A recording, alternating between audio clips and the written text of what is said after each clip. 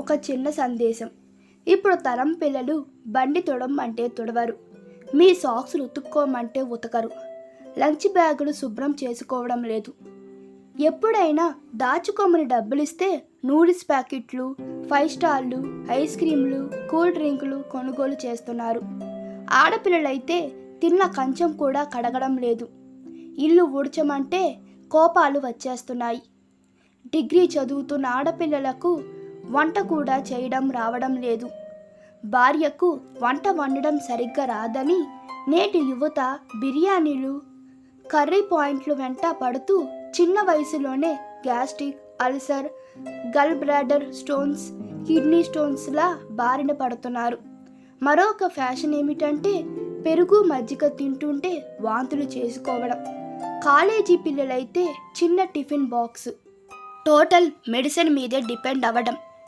రేపటి సమాజానికి ఏమి నేర్పుతున్నాం? ఓసారి ఆలోచన చేయండి. సంస్కృతి సాంప్రదాయం అంటే ఏమిటి? కేవలం గుడికి వెళ్ళో, చర్చికి వెళ్ళో, మసీదుకు వెళ్ళో మన సంస్కృతి సాంప్రదాయం అన్ని పిల్లలకు అలవాటు చేస్తున్నాం అనుకోవడం పొరపాటు.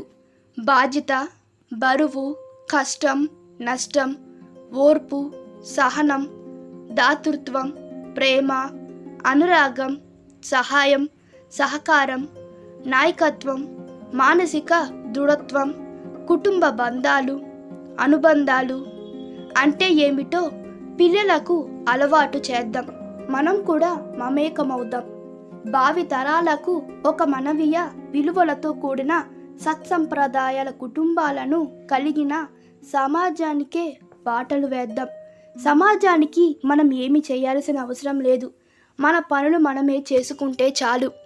ఈ వీడియో మీకు నచ్చినట్లయితే మీ అభిప్రాయాలు కామెంట్లో తెలపండి. Please like, share and subscribe to my channel. Thank you.